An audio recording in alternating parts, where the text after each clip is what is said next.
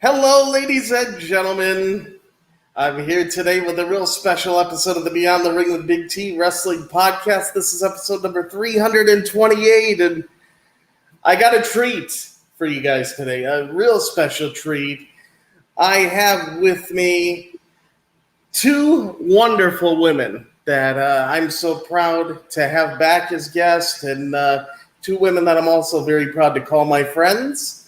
I have Michelle Billington and Bornwyne Billington here with us today. How you doing, ladies? You're great. Thank you, Big T. How are you? I'm doing awesome. It's great to have you guys here. Thanks for having us back. Oh, you're welcome. I know a lot of people have actually been asking me questions. When are they coming back? Because everybody saw the Dark Side of the Ring episode on the Dynamite Kid, and that's the main focus of what I'd like to touch on today. It was probably, I'm trying to remember correctly. I don't know the exact date offhand, but I think it was June, sometime in June when the episode aired on the Vice TV channel. And I sat down and watched that episode, and let me tell you something. When I saw it for the first time, I've watched it, a couple other times since, to get me ready for this interview, but the first time I watched it, I was like, wow. I felt the emotion from both of you. The story came out beautifully as well as you guys could tell it. But, just through everything, whether it was happy times being talked about, sad times, no matter what, I was able to feel that emotion. You guys, took me with you as that show was going on. And I was just amazed by it. Can you guys go through maybe some of the setup and the making of it and what it was like going through this whole process? Because let's be honest here, I have not talked to anybody yet that has got finished up filming a Dark Side of the Ring episode, and it's such a hot topic in the wrestling community, so I figured let's talk about it. Yeah, well, I'll begin. I just want to say firstly that Evan had called me because Martha Hart had recommended that they do a show on the Dynamite Kid. And since they had done such a stellar job with Owen's story, and I know Martha has been very reticent about anything to do with, his Owen's legacy. She's been very hesitant to give anybody anything. So, and they told such a great story that I was like, yep, they'll do a great job with Tom, and I especially handpicked the people that would be speaking, except Jacques Rougeau. But everybody else I had chosen because they were good friends of Tom's, and they were actually there, and they knew him so well. In saying that, though, what was the guy's name? That's right. Lance Storm, yeah. I think they just asked Lance. Lance is not someone I had handpicked, but I think they were interviewing him for something or other in Calgary, and he put his 2 cents in, coming at it as, a professional wrestler that is highly regarded in the business and a trainer. So they had his opinion. But other than that, everything turned out really well. I thought they did a great job. I wanted the story to be told that Tom was, in fact, an awesome guy and, funny and generous and kind and all of those things. And that really came through with his friends and stories from the family. I thought they did that well. And they did have to touch on the dark side, because obviously it is a dark side of the ring. So. Oh, yeah.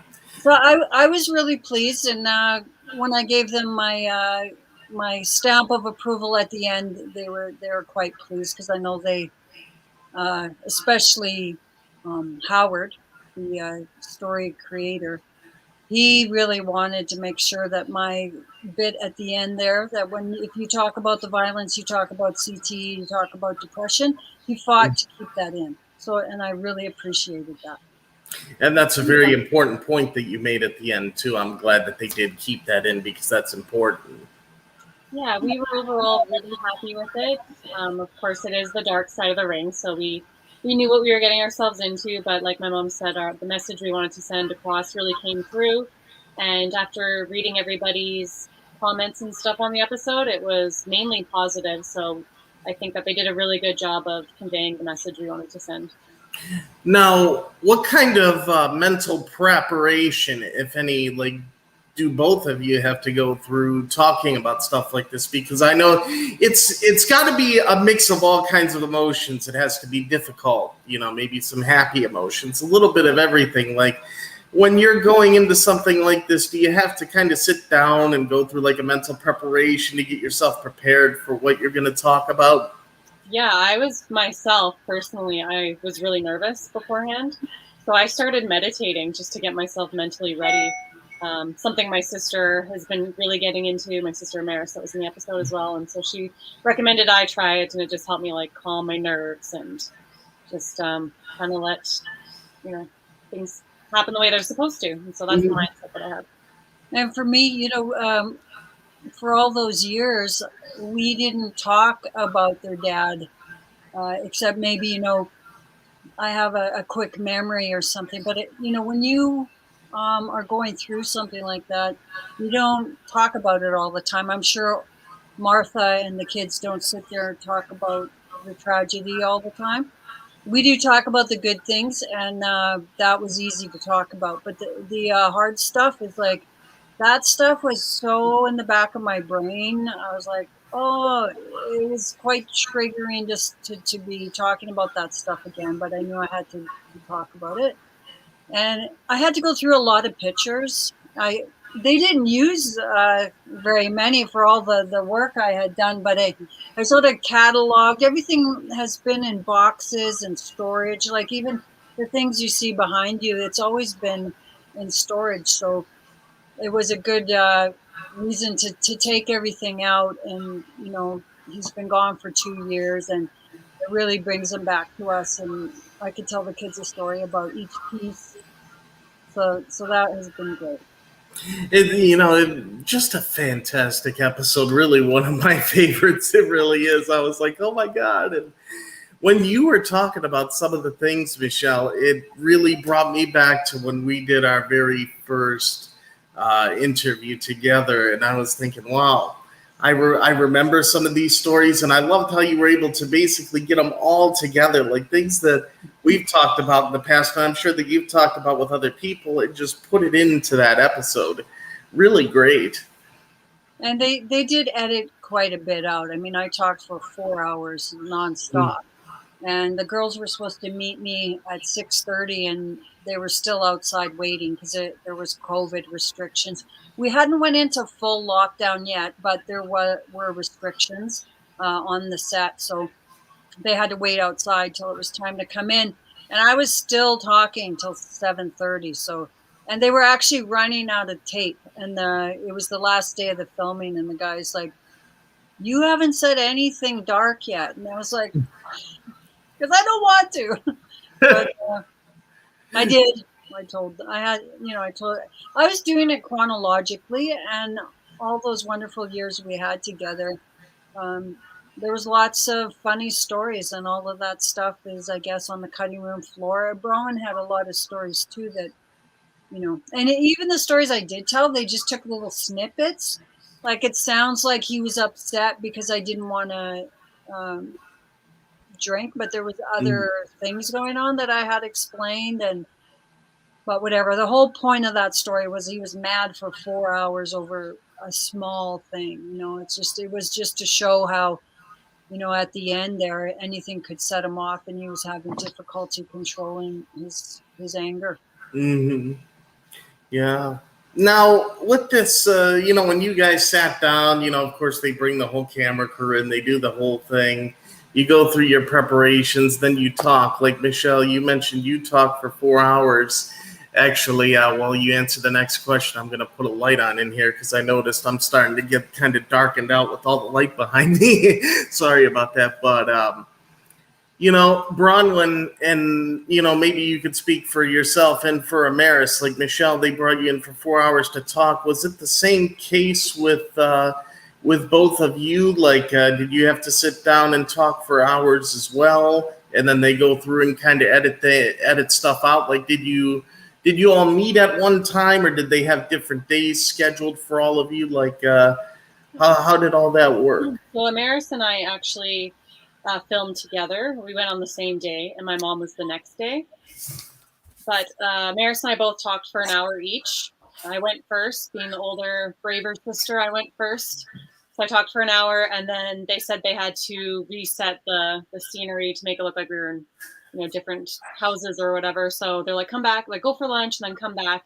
So we did, and then Amaris did her hour of talking. So not quite as long as my mom, but yeah, really great professional experience. It sounds like they really put a lot into their work, like they're really dedicated. There, that might be better. Now you could probably see. But yeah, it sounds like they put a lot into their work. Top class individuals, to really put everything together. They had given us our questions as well ahead of time. So I had looked at it once. I wrote out my answers once. But then besides that, I was like, I'm not going to study this because I want it to be natural. But then after, I was like, I think I should have went over it a little more just so that I nailed my answers a little better. But like my mom said, they did cut out a lot of what we said anyway, so I don't think it really mattered. Mm-hmm. They just used what they wanted to use anyways. One of the things that I really liked that they did in the episode, how they had the three of you. They had you, Michelle, and you, Bronwyn, and Amaris. All of you were like sitting around, in a room just going through like old family photos and memories. And I'm like, wow, that is really cool how they put that in together. Yeah. I wish they put a little bit more of that in there. I wish too, because that was like all three of you showing that Tom's legacy, it lives on. Mm-hmm. It hasn't stopped. It lives on. And it's like all three of you together are Tom's legacy. You're Tom's legacy, and you're going through all of his memories and his legacy. I thought that was amazing. I wish they would have paid more attention to that. If there was one thing that I could have chose from it. I thought it went quickly. A lot of the people said that they would have wished there was 2 parts to it. It could have been. Yes. I wish they could have had family from England on there. And I know we had spoken to his brother and Marty Jones, a wrestler over there. But, COVID was just like...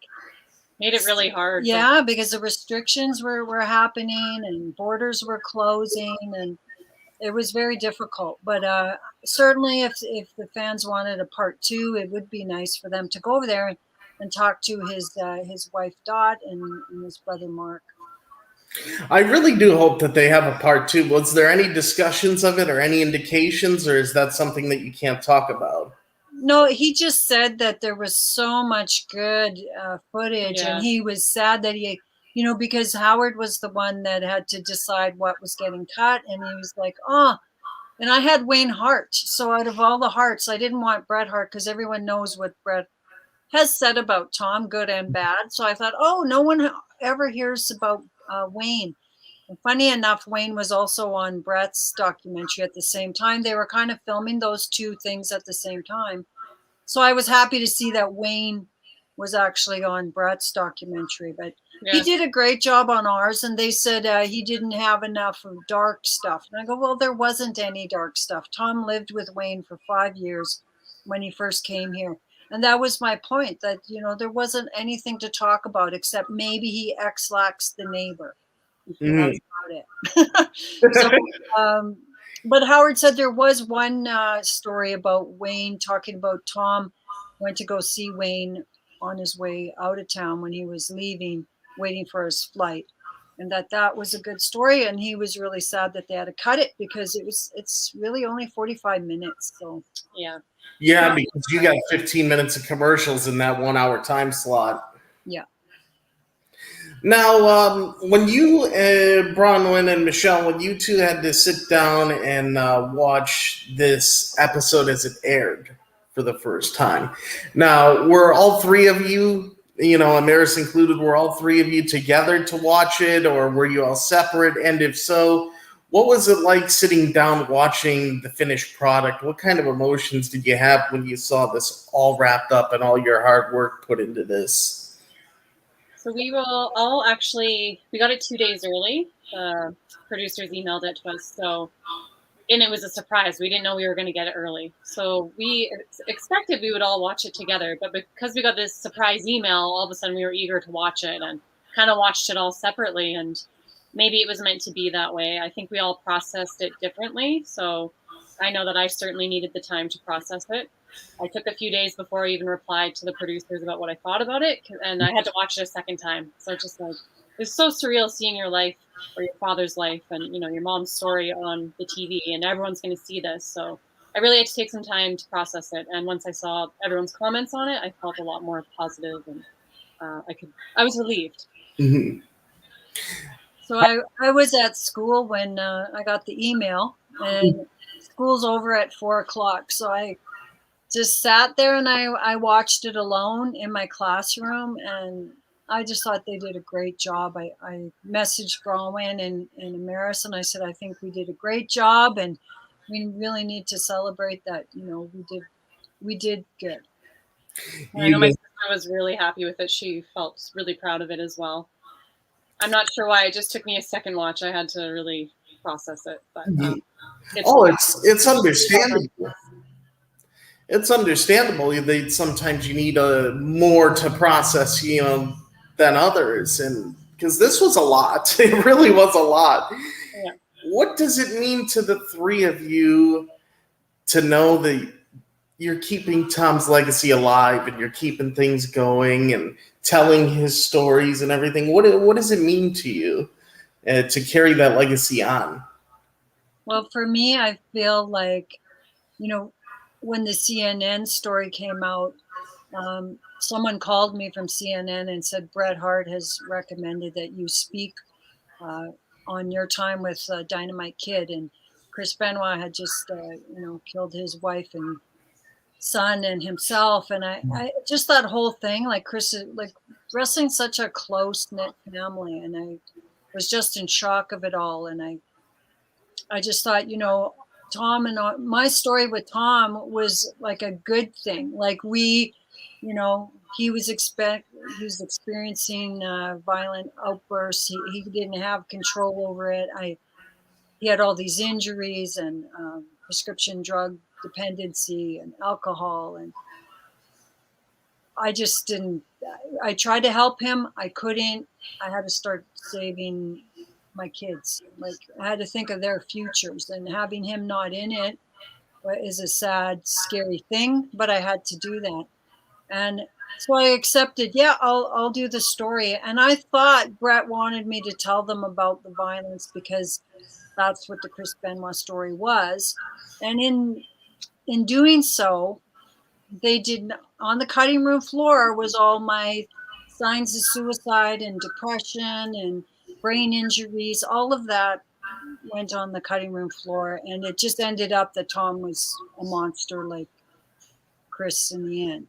Like that's the story that was portrayed, and that is not what I wanted. But no, once you do these things, you don't have control. So I was hesitant a little bit with the dark side, but I went through with it because Martha had her stamp of approval on it.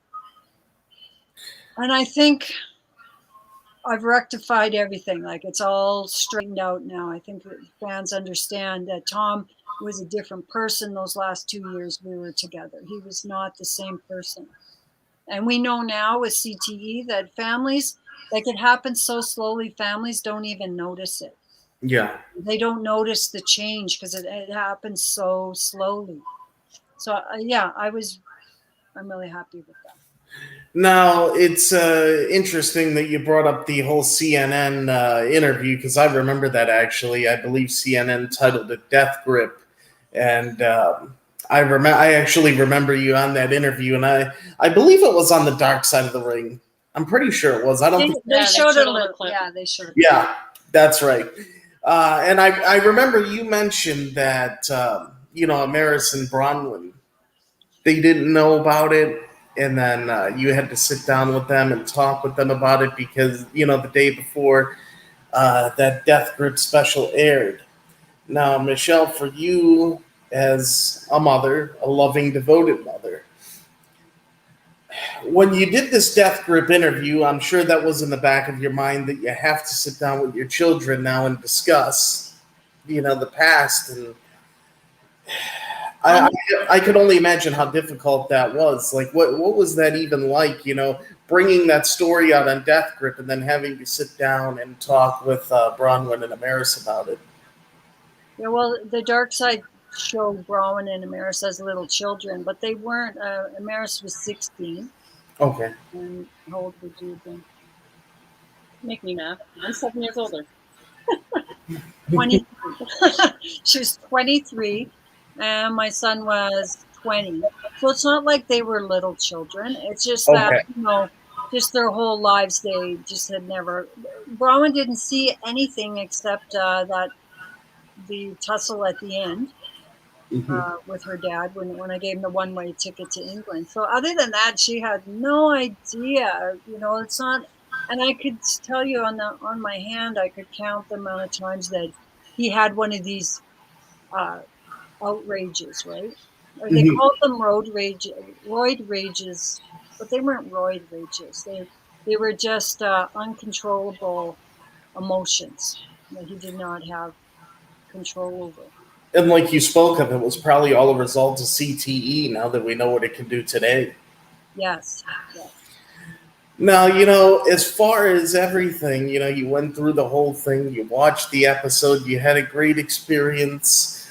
Do you, Bronwyn and Michelle, do you have any plans on what you're going to do, next, maybe in Tom's memory? I mean, Bronwyn, I've seen some stuff about like how you had a wrestling buddy, your dad. I thought it's really cool that, now there's Dynamite Kid merchandise. That's a little way to keep his memory going. Do you guys have any plans, or maybe like even a special memorial show for Tom that maybe will be done every year? Are there any plans for something like that? So the reason I decided to do Dark Side was to keep my dad's legacy alive, good or bad. It's bringing his name back to light. And so I started a bunch of different sorts of merchandise, and I'm getting involved in wrestling shows. I'm doing as many podcasts as I can, just trying to tell more of the good stuff, the good memories, the positive stuff. So that's how I'm trying to keep his legacy alive, and that's my goal, and just work towards hopefully Hall of Fame for him, because that's where he deserves to be. And I'm here to support Brown in whatever way. I am involved in the wrestling ring announcing. She is a valet and manager. So we're still going to be doing that for ourselves. But I did have a guy today ask me about I didn't tell you this, Brown, but he messaged me about a memorial for Tom in Regina. But I don't know where that's going. We don't know much, with the COVID. I think might be starting a fourth wave. We're not sure. Yeah. My uncle in England actually got some of my dad's ashes for me. And because of COVID, I haven't been able to actually get them. So once we do get them, we're going to decide as a family what it is we want to do with them. So, this COVID is just, it's terrible. And, now, yes, I don't know if you're facing the same challenge. I'm sure you're probably facing the same challenges in Canada now. In the States over here, we have this Delta variant now that has a complete outbreak in Las Vegas. And, they're saying obviously it could go further. Who knows? Things could end up getting locked down again by fall or winter. And yeah, already. But meanwhile, people are, getting vaccinated, and those people,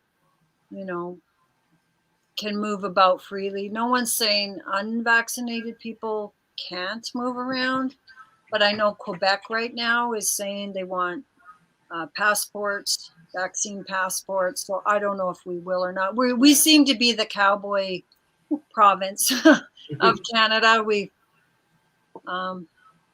They said it was, they're calling it an endemic here, and they're saying no more masks, no more quarantining, no more after August 16th, no more contact tracing yet. We had over 300 cases yesterday, so it's been doubling every day. So I don't know, but we have wrestling. Yes, wrestling has started back up here about a month and a half ago, I think, and we're running every week right now. So wow, really? Yeah, so it's great. It started really busy with all the fans. They really missed it. But of course, running weekly is a lot to keep up with. So crowds are getting a little smaller, but that's okay. We're enthusiastic being back. All the wrestlers are happy. I went actually to my first, wrestling show back when SmackDown came to Cleveland, Ohio a couple weeks ago. I went. Oh, that's so exciting. I was, even though I was vaccinated, I was a little concerned, but I'm like, you know what? Yeah. Just Right? got to do it. Just got to do it.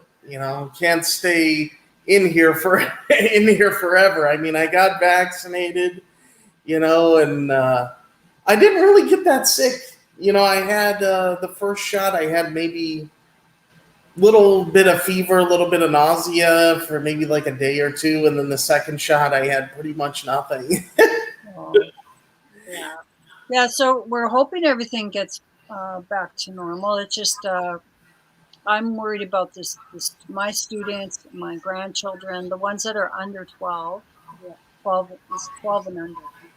I'm worried about them and how this the unvaccinated adults might affect the children and cause more variants, but I don't know. Let's just celebrate that we have some wrestling now. Yes. Yeah, we have. I hope AEW comes to Canada or close by. Yes, I hope so.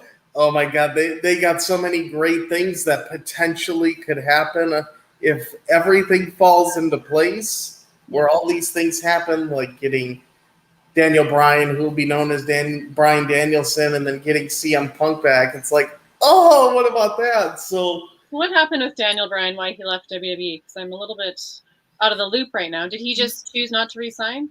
He chose not to resign. His contract actually ran out. So he clearly wasn't happy with things there. That's what I think. I think I'm only speculating, so just to let the audience know, I'm only speculating, but from things that I've heard, Daniel Bryan wasn't too happy, with the creative direction, and he wanted a little bit more creative control for his character. Right. They couldn't come to terms with it, so he just honored the rest of his deal, and then it expired and he walked away. Actually, his last match was on April 30th on a SmackDown against Roman Reigns. It was a loser leaves town match. Wow. And that's how they wrote him off. And ever since then, his name's been out of the news and just kind of came back in now. And, a lot of things could really be looking up for AEW, NXT. They cut 13 talents last night during SmackDown. So there's a lot of people that might be coming on into AEW, and just I love what they're doing there now with Chris Jericho being the good guy, and MJF is basically playing the heel Jericho, and Jericho's being the baby face, and the 5 Labors of Jericho. Just so much good stuff that they're doing. I'm loving it. And Jungle Boy is really working his way up. Yes. Huge fan of him. We had Jungle Boy up here in Calgary before he was well known. Yeah. And and he was so talented. Yeah, Teddy Hart brought him up for one of our shows. She was ring announcing, and he was like, because he's kind of like a Tarzan character, and he was like picking at her shoes in the ring. Yeah, he's like smelling them. And my boots. It was my boots.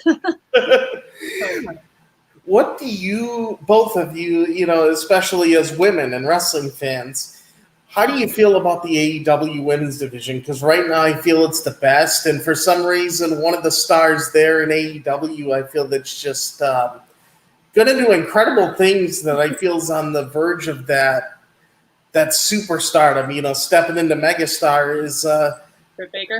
Dr. Britt Baker, DMD. Yeah, the women's division is starting to really pick up, which is nice to see. So yeah, Britt Baker, I wasn't a fan at first, but now I love her.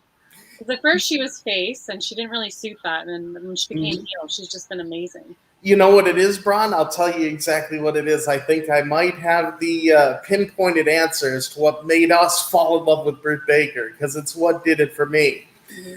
When Britt Baker faced Thunder Rosa in that that lights out unsanctioned match, she had, she took all the punishment. She was bleeding, everything, the whole 9 yards. But the whole thing is, and I've said this, I haven't heard anybody say this, but I've said this because I think this is the impact that it will have on Britt Baker's career.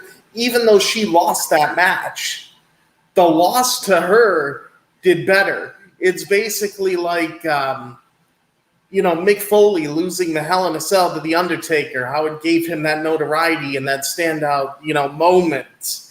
And just like Stone Cold Steve Austin losing to Bret Hart at WrestleMania 13, that's what made him. The loss made him. And I think this is what's going on with Britt Baker. The loss is going to make her into that megastar.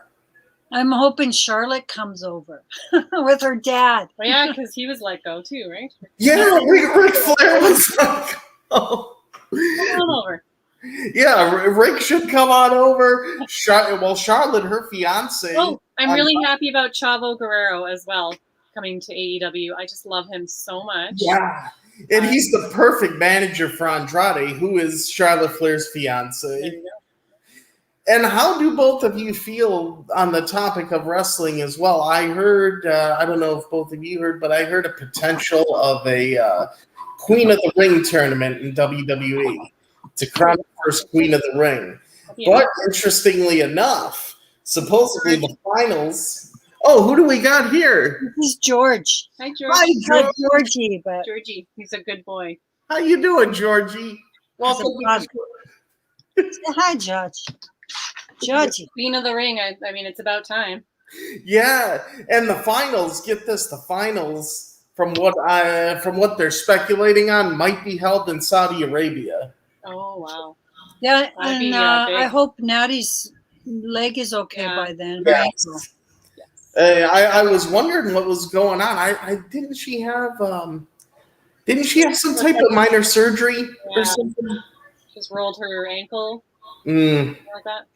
I hope she's gonna do all right. In fact, I hope she wins the first Queen of the Ring. She better. If they go through with it. I mean, she won the first women's match in Saudi Arabia. If you're gonna put the Queen of the Ring finals in Saudi Arabia, give that to Natty. She deserves it. She is the queen. Yeah. Queen of Hearts, yes. You know what? They got to use that name. They got to use that name on her. They've been using, what is it? They call her, because Chris Jericho coined the GOAT. So they've been calling Natalya, they've been calling her the BOAT, the best of all time. But yeah, Queen of Hearts. Queen of Hearts they need. What about Harry Smith? He worked a dark match for WWE, I saw. Yeah, really exciting to have him back there, and can't wait to see what they do with him. So many great things going on in wrestling. Really, it's a great time to be a wrestling fan. Having the live crowd again is making all the difference. It really does. You need that energy, just the fake piped-in crowd noise of the Thunderdome doesn't do it because I know, that's how I felt. I wasn't into it then.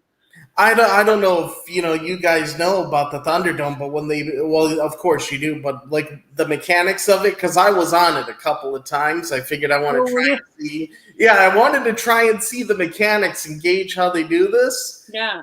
And they they put you on there, you got to put in your information. They send you a link, tell you when to join in. Then if you could get in, which I was lucky enough to get in a couple of times, they say that, have your noise and excitement, we can hear you or whatever. But then when it turns out when they put you on there, they can't hear you. They don't put your sound over on the arena. They have, the piped in crowd cheers. And then and then they have a person that, whoever the baby face is, whoever the heel is, doesn't matter. They'll be like, big cheers for whoever and big boos for whoever. So they tell everybody how to react. Like all those reactions that you saw on the TV screen, all the people were being told how to react at that certain point in time. Did you have to pay for a ticket? Is that how that works? Actually, it was free. Oh, okay. It was free of charge. I thought that there might be a fee for it as well, but no, if you could get in, they were doing it for fans free of charge. I heard they're banning cameras and video recording and pictures. Yeah, you know what? I heard that at the Tampa show last night. I don't understand. I mean, I know video recording, of course, you can't do. They don't like that, but photos? Somebody said they don't want the audience to hear people chanting for AEW. Ooh. You know what? Because they're controlling what the audience hears. Because how can you control live? And it's interesting that they do that, actually, after all the backlash in Chicago. I'm sure you saw the videos and everything. People were chanting for Bray Wyatt. That's another one that'll be coming to AEW, by the way. Bray Wyatt, the chants for CM Punk, and Yeah. I'm like, oh my God. And then when you're watching on TV, you can't hear that because they're putting in all the cheers. But the one thing that got me is when I'm sitting there watching and I hear crowd cheering, and then I hear Michael Cole, who's not even on Raw, and I hear him go, 16-time world champion. I'm like, Yeah. okay, something's going on here. Yeah. So they're using some old footage of the crowd cheering. Oh, wow. it's a world of difference when you watch the two, different companies. And like now AEW, look at Malachi Black going from WWE to AEW. He's already a megastar. They're teasing that he retired Cody Rhodes, for God's sakes. I mean, it's amazing.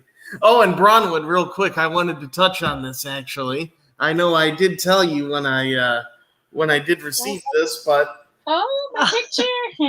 I got the picture. Yay! Thank you for that. I'll have to get this framed.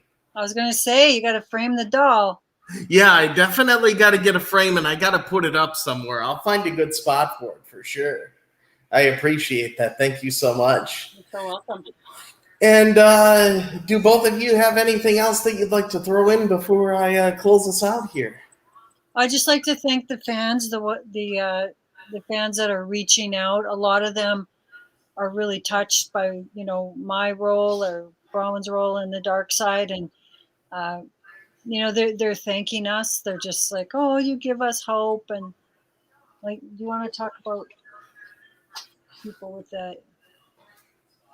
Well, people that are estranged from their... Yes, I had someone parents. reach out to me in particular saying, actually, I've had a few. Yeah, like how they've been estranged with their parents and or dad or whatever it may be, and how I inspired them, how brave I am, and thank you for just letting our story out there and being authentic. That was really important for us to not sugarcoat anything and just be our authentic selves, because that's more inspiring that way. So yes, thank you to all the fans for reaching out. We've had so many lovely messages, and just for being loyal fans and carrying on my dad's legacy and keeping it alive. Yeah, and those people that are, maybe finding themselves in a relationship that, has some red flags, you need to listen to that. And sometimes people aren't meant to be together. Like, Tom and I ended it. We did the right thing, and our kids are fine. Yeah, it's so amazing just the outpouring of support that both of you have gotten, because I've read reviews online about the episode and just everything. And, seeing that whole Dark Side of the Ring episode really, it shows what class acts both of you are. It really does. And when I hear all those outpouring messages and see all the good reviews about both of you, it makes me think, well, they should be getting reviews like that, because that's who I know personally. Yeah. Oh, thank you. you. Guys. And it's always great to have you on here. It really is, this whole past year, it's been so hard. A lot of things, with all this COVID and everything else, and things with me personally. And I mean, you guys know about my struggle, so it's no surprise, with everything I had with COVID and everything else. And every time I have both of you on here, the fans love it, and I got to tell you, I really love it as well. It's just amazing. It always brings a smile to my face to have both of you here, and it makes the show more fun. And I really hope to have both of you back sometime again. I know we have lots of big wrestling stuff coming up, like SummerSlam. We got All Out, and then we'll be going into the fall, and then we got Survivor Series. I know Michelle usually, because Bornwyne, I don't know if you know, but your mom and we usually have this schedule where she comes on, like it seems like 2-3 times a year We usually hit it in the spring around WrestleMania. We hit it in the summertime about right now. And then we hit it in the fall around Thanksgiving break. Well, we definitely could do that in the fall. But thank you for having us on the show. And once again, thank you, fans. Thank you so much. Oh, you're very welcome. It's a pleasure to have all of you, Bornwyne Billington and Michelle Billington. Everybody, thank you, ladies, very much. And we'll look forward to hearing from you and seeing you again. Absolutely. Take care. And all the fans here, thank you so very much for watching and listening to episode number 328 of the Beyond the Ring with Big T Wrestling podcast with me and Bornwyne and Michelle Billington. And of course, everybody, that's going to do it for me. So I will see you next time. And yes, there will be a next time here for another great episode. And don't forget us, and we won't forget you. And if you want the best, and yes, I do mean the absolute best for all of your professional wrestling needs, always remember to think beyond the ring with Big T. And of course, everybody always remember and never ever forget that I'm your host, Big T, with Bornwyne and Michelle Billington. And we will see all of you at the matches. Take care, everybody. I love you all. And good night, everybody.